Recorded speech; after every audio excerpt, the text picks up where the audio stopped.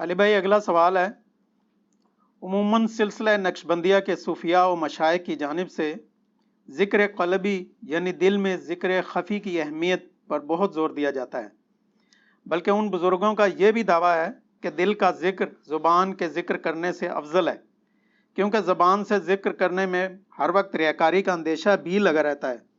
قرآن و سنت کی روشنی میں ان صوفیاء و حضرات کا دعویٰ کہاں تک درست ہے؟ دیکھیں جی، پہلے تو میں پھکی والا جواب دیتا ہوں سٹارٹ ہی میں، تاکہ ان لوگوں کو اس بات کی سمجھ آ جائے۔ ہم نے تو جتنی ریاکاری کرتے ہوئے قلبی ذکر والوں کو دیکھا ہے، زبان والوں کو نہیں دیکھا۔ آپ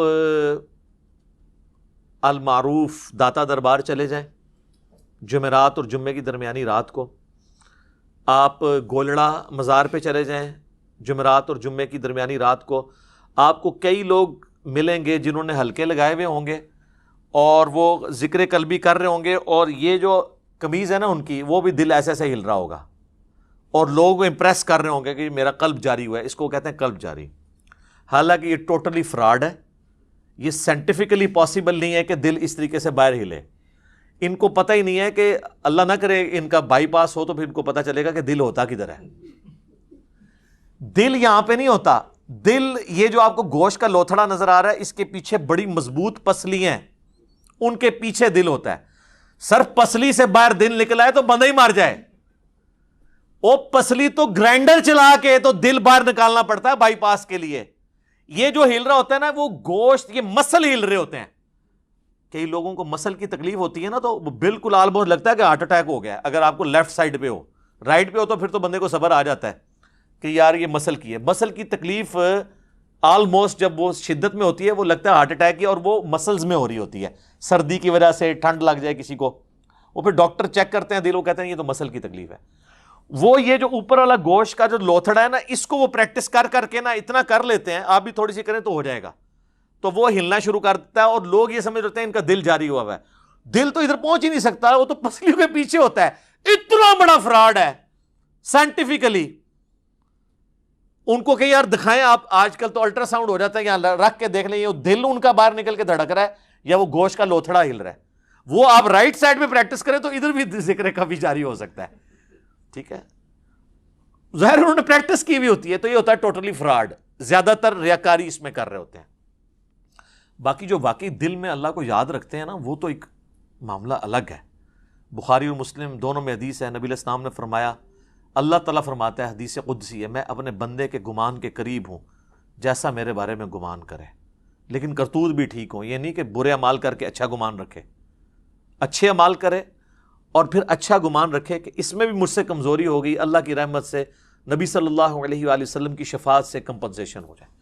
پھر بخاری مسلم کی اس حدیث کے آگے الفاظ ہیں، اگر میرا بندہ مجھے دل میں یاد کرے تو میں اسے دل میں یاد کرتا ہوں، اگر وہ مجھے کسی مجلس میں یاد کرتا ہے تو میں اس سے بہتر مجلس، فرشتوں کی مجلس میں اسے یاد کرتا ہوں۔ قرآن میں بھی ہے نا، فَاذْكُرُونِي أَذْكُرْكُمْ، اے میرے بندو مجھے یاد کرو، میں بھی تمہیں یاد کروں گا، تمہارا چرچا کر دوں گا۔ وَرَفَعْنَا لَكَ ذِكْرَكَ، نبی علیہ السلام کے لیے ہوا ہے نا، اللہ کو یاد کیا ہے، پوری دنیا میں اللہ نے ان کا نام بلند کر دیا۔ صلوات بر محمد و آل محمد، اللہم صلی علی محمد و علی آل محمد۔ تو یہ سائنٹیفکلی یہ بالکل غلط ہو رہا ہوتا ہے، یہ لوگ بڑے امپریس ہو رہے ہوتے ہیں، کرنٹ شاہ اور آپ کو اس قسم کے کئی لوگ مل رہے ہوتے ہیں۔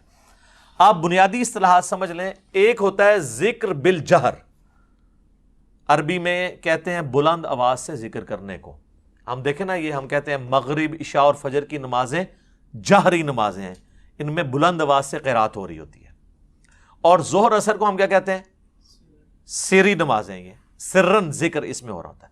تو ایک ہے ذکر بالجہر، اونچی آواز سے ذکر کرنا، اس کے مقابلے پہ ہے ایک ذکر خفی،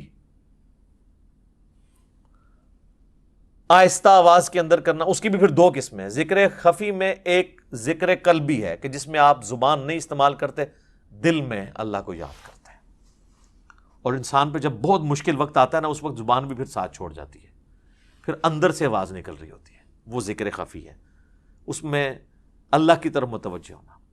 اور ایک ذکر خفی کی فارم ہے سرن، یعنی زبان سے آواز بلند نہ ہو، بس اتنی ہو کہ اپنے کان خود سن رہے ہوں، کسی کو آپ نہ سنا رہے ہوں۔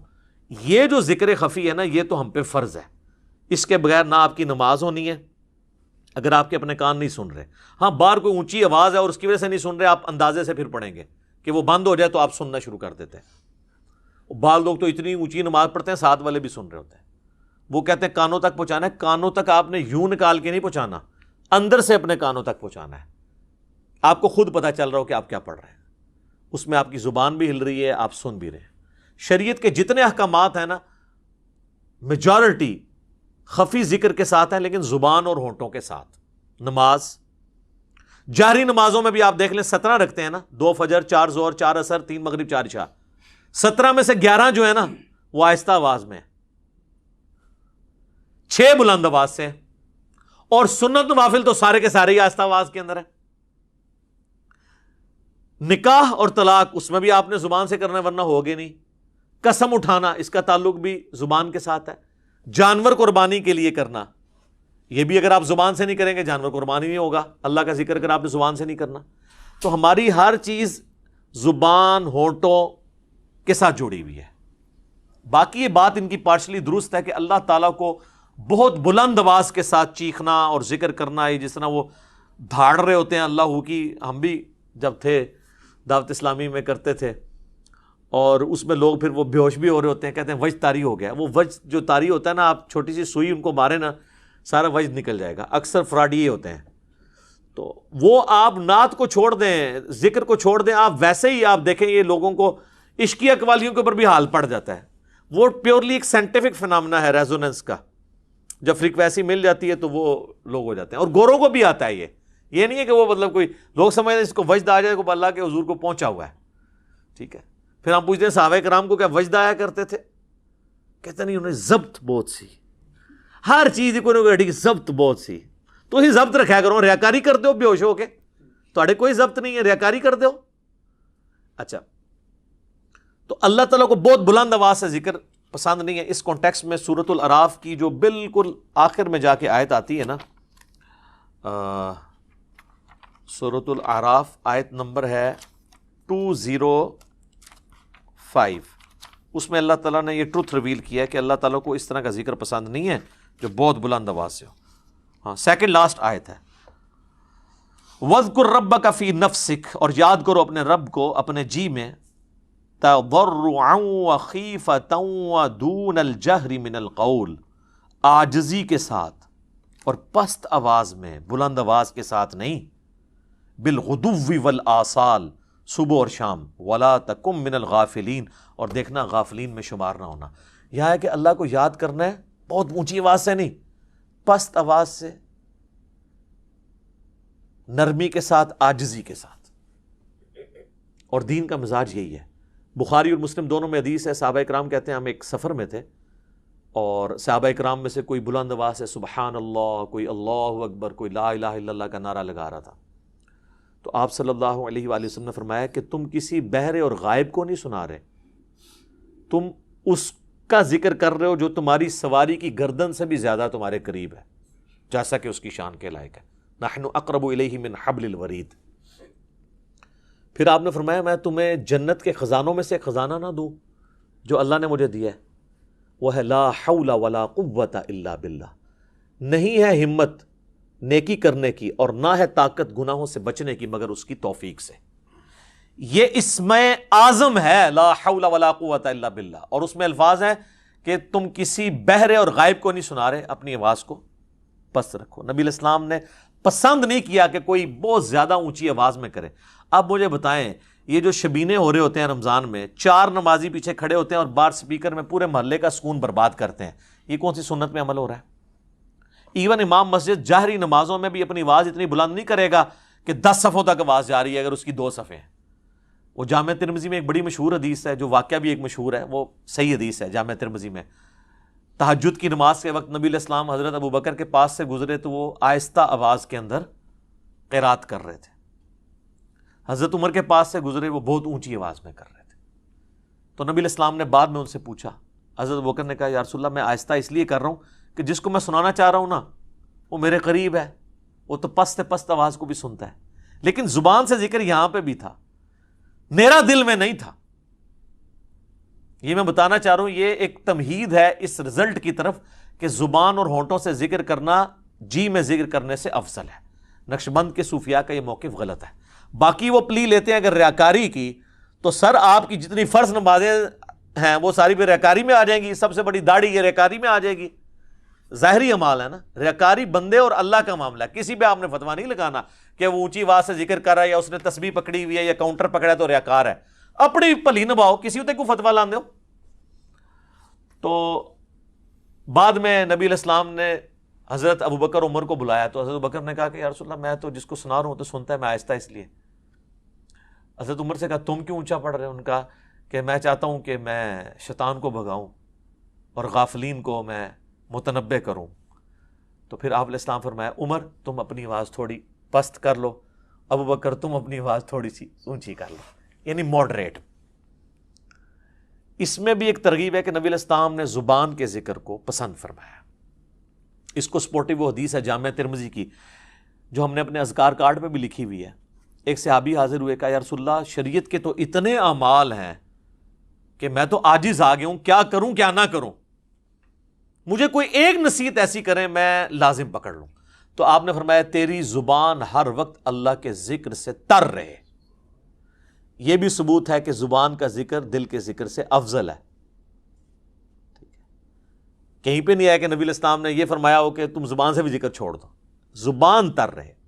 اس کو سپورٹی وہ حدیث ہے جو بخاری میں تعلیقاً امام بخاری نے لی ہے ایک چیپٹر کی ہیڈنگ میں، اور سنن ابن ماجہ میں پوری سند ہے کہ نبی صلی اللہ علیہ وآلہ وسلم نے فرمایا کہ اللہ فرماتا ہے، حدیث قدسی ہے، میں اپنے بندے کے ساتھ ہوتا ہوں جب وہ میرا ذکر اپنی زبان سے کرتا ہے اور اس کے ہونٹ ہل رہے ہوتے ہیں، اس وقت میں اپنے بندے کے ساتھ ہوتا ہوں۔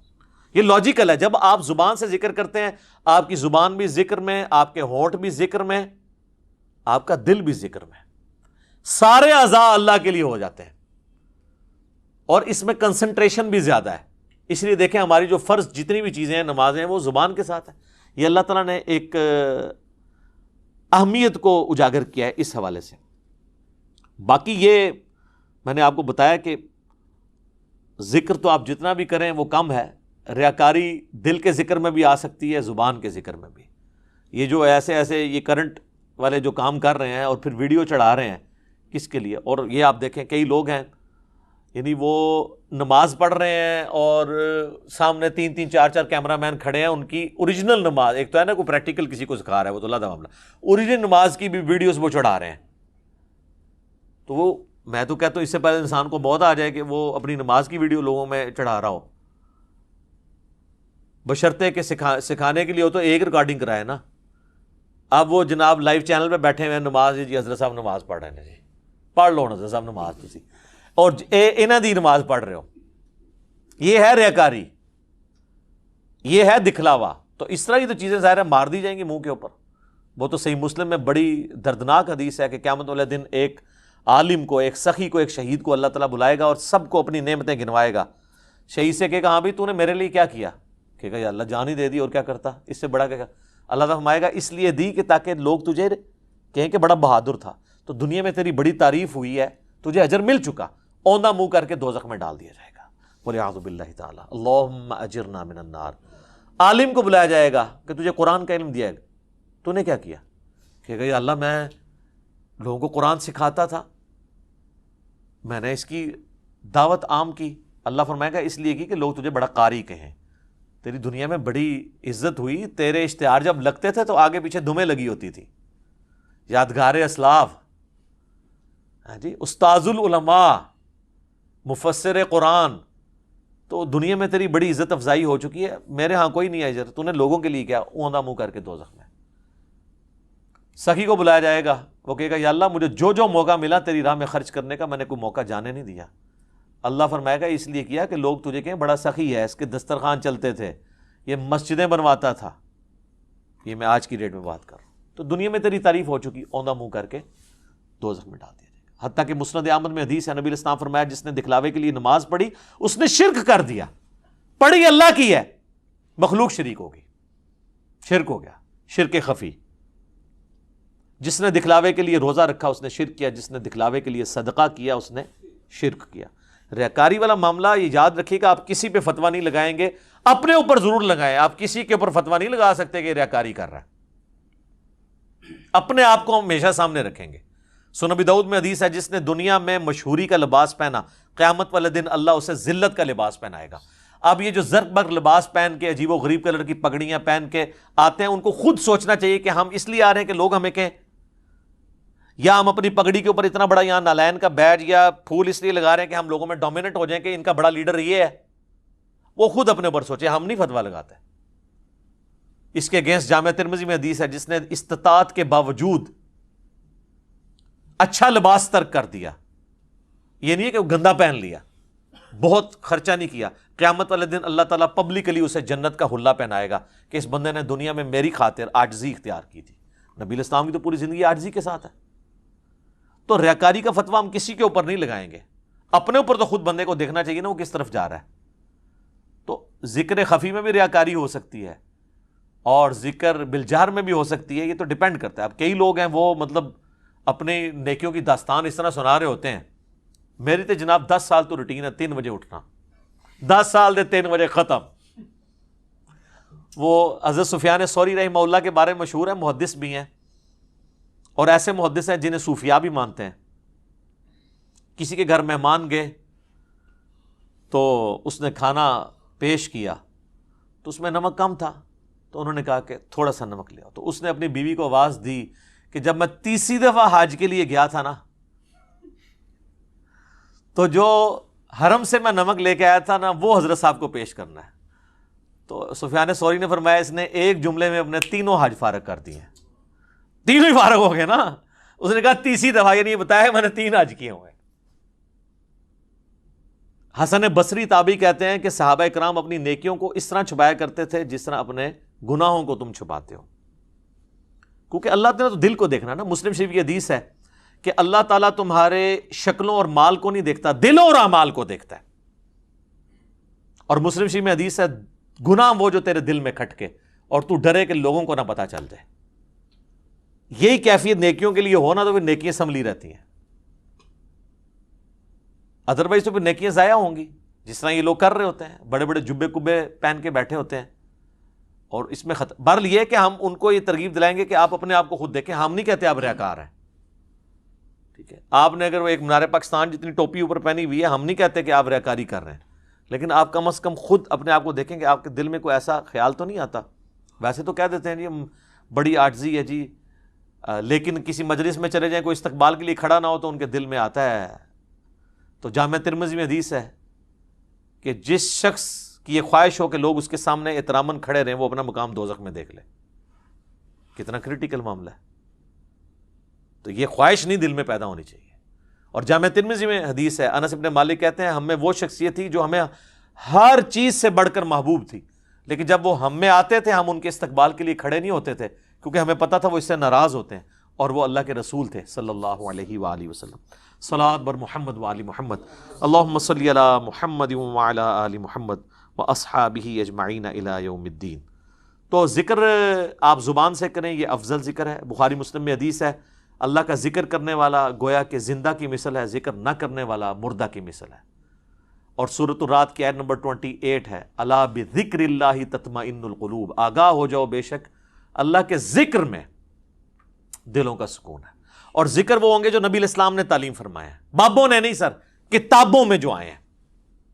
یہ صوفیاء بڑے دعوے کرتے ہیں ہم نبی الاسلام تک پہنچے. میں نے کتنے عرصے سے چیلنج کیا ہے, دنیا کا کوئی ایک صوفی مجھے فرض نماز کے بعد کے 17 اذکار تجوید اور ترجمے کے ساتھ سنا دے, اور صبح شام کے 25 کے قریب اذکار سنا دے.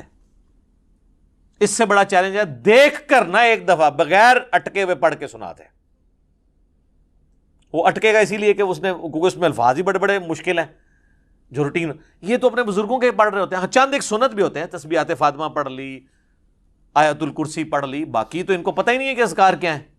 اس لیے ہم نے آخرت کے بلو اور گرین کارڈ جمع کر دیے. آخرت کا گرین کارڈ ہے فرض نماز کے بعد کے اذکار, اور آخرت کا بلو کارڈ ہے صبح شام کے اذکار. جس طرح کہ دنیا میں گرین کارڈ امریکہ کی نیشنلٹی ہے اور یو کے کا ورک پرمٹ بلو کارڈ ہے. آخرت کے بلو اور گرین کارڈ آپ ڈاؤن لوڈ کریں ہماری ویب سائٹ کے اوپر جا کے ehlsunnatpak.com سے, اور ان اذکار کو پریکٹس کریں. ٹھیک ہوگا جی. ٹھیک ہو گیا جناب. اللہ تعالیٰ سے دعا جو حق بات میں نے کہی اللہ تعالیٰ ہمارے دلوں میں راسخ فرمائے. اگر جس بات میں میرے منہ سے کوئی غلط بات نکل گئی تو اللہ تعالیٰ محوی کر دے. سبحانک اللہم و بحمدک اشہد ان لا الہ الا انت استغفرک و اتوب الیک وما علینا الا البلاغ المبین. جزاکم اللہ خیرا.